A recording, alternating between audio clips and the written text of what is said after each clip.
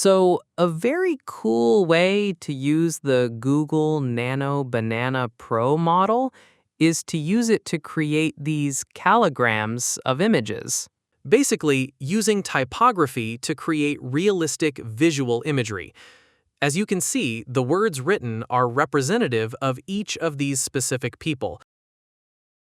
So to do this, just open the Gemini website or app on your phone. Select the Create Images option and make sure this setting is set to Thinking. Now we want to input our base image that we want to turn into a calligram. So either upload your base image by pressing Add Files and finding the file on your computer, or you can just copy your image and paste it into the chat box.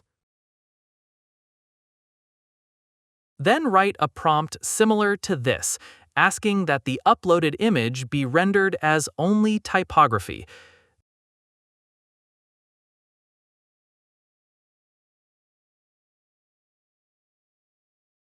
And here's what we get, which we can download by pressing this button in the top corner.